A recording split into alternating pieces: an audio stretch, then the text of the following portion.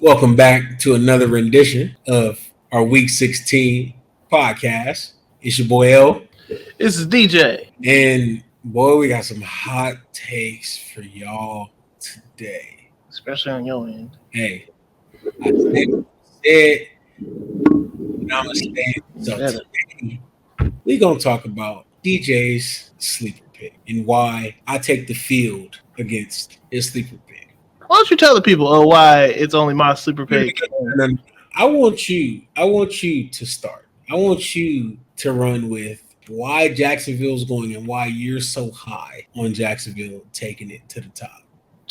So I'll tell you guys right off the bat, not saying I said it, not saying I called it, but, things were said and, calls were made. And, hey, I said Trevor Lawrence was going to be top 5. Hey, I didn't say it was going to be this year, but guess what? Like I said before, Christmas came early, guys. Trevor Lawrence is the reason why I have a strong feeling they're going to make the playoffs. It's also the reasoning that they have the easiest path to make it into the playoffs. So they get to get back against Houston, the Texans, because we know how ugly of a game that was earlier in the year. So they get their chance to, to right the ship and to right the wrong that they made earlier in the year. And they also get the chance to make Tennessee cry again. They get to go ahead and beat them down like they did weeks ago, when, back when they started this whole ascension in the first place. So they can do what they're already looking to do. Derrick Henry's already hurt. Jeffrey Simmons is hurt. Derico Autry is messed up. They haven't had Harold Simon the whole year.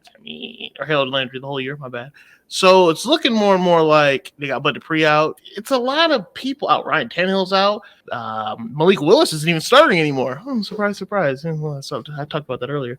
But either way it goes, it's just looking like the stars are aligning. And when things line up and, they got the situation to go ahead and capitalize, hey, why won't they? Why not us? Why not them? It's nice, because I get to choose the field in this argument. Let's start with the prime topic here, right? So with Jacksonville being 7-8 and only being 2-2 right now in division games, even if Jacksonville beats the Texans, who they've already lost to once this year, and the Texans are still playing the ugliest brand of football available.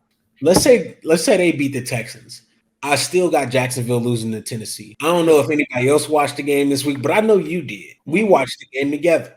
And that Tennessee offense looked, I don't know how to describe it, but Joshua Dobbs gave them a bit of life that we haven't seen in quite a couple weeks. I would like to say that defense looks surprisingly okay.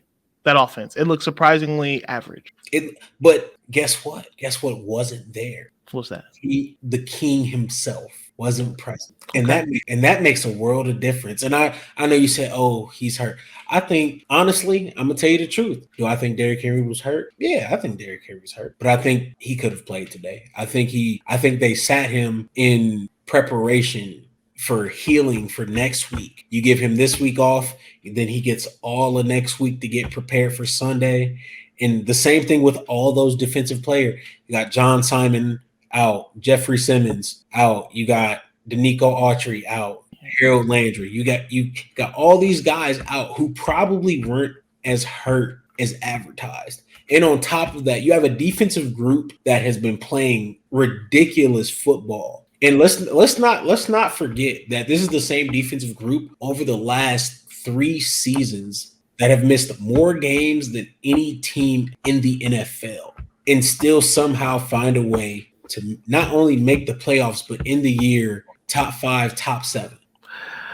I'm glad you brought that up because you know what that really means then. That really means that all that experience that they would have over the Jags, they don't have as much as everybody thinks. The only thing that they've got that I will give them, actually, I can't even give them that. I was going to give them a little bit of a coaching edge, but they don't even necessarily have that because Doug Peterson's he's won a Super Bowl. So now you got a bunch of players that have missed opportunities. So they don't have as much experience as what is advertised or what's at least thought because they've been missing all these games with injury. So now you got 2 teams that are more equal in experience or close. I'll still give the Titans the edge, but closer closer to equal than what was originally thought, and they've got the better quarterback, and they've got they've got the better passing attack. I won't say they have the better run game. You watch your mouth. I was But about I to say, but I will say though the defenses aren't that far apart. I would say that the Titans, they play hard, but I would say that the Jags are just as talented because how hurt the Titans are. They're just as talented, if not more talented and hungry. The Jags are. So I like my chances with them. but see, here's where my argument lies. You say that they lack the experience, but the thing is, it's not that they're not healthy during playoff time. It's throughout the year they have the most games missed, and then on top of that, the proof is in the pudding, bro. Look at the game. Look at the game today. The Tennessee Titans defense, even when they're missing their stars, even when they're missing those guys, their sack leaders, their defensive, the guy in control in the middle of the field, even when those guys are not on the field, they come to play. They play harder than just about any defense in the league, even with their backups on the field. And they still get that same level of production from those second, third tier guys, almost like the way San Fran plays. And the crazy part here is I still got the rest of the field. This is just Tennessee. So like I said, I got Tennessee beating them, which now Tennessee beating them puts Tennessee back into control of the division, which now drops. Oh, okay, go So for it. I just want to say one thing though. Let's not forget who they were playing against. Who we saw them play against on this Thursday, because this is being recorded on Thursday. We saw them play against the Cowboys, the Cowboys are a talented group, but they are known to play to their level of their competition and to not perform above and beyond expectation. They just did it against Jacksonville. They should have wiped the floor with Jacksonville, or at least they shouldn't have played with their food.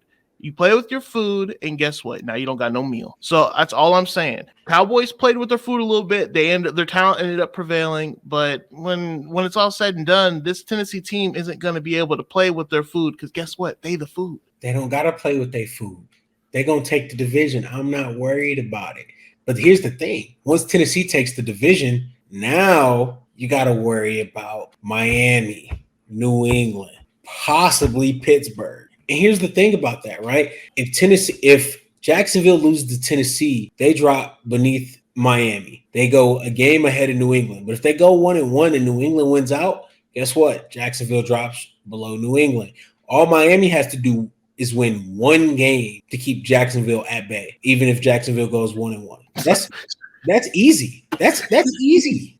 So you banking on a Miami team with no Tua, but potentially in the foreseeable future due to he didn't fail and bumped his head again. So you banking on him to get healthy enough to get cleared and to make this happen with Teddy Bridgewater at the helm? That's what you banking on. I'm banking on Teddy Bridgewater to beat the Jets. That's what I'm banking on.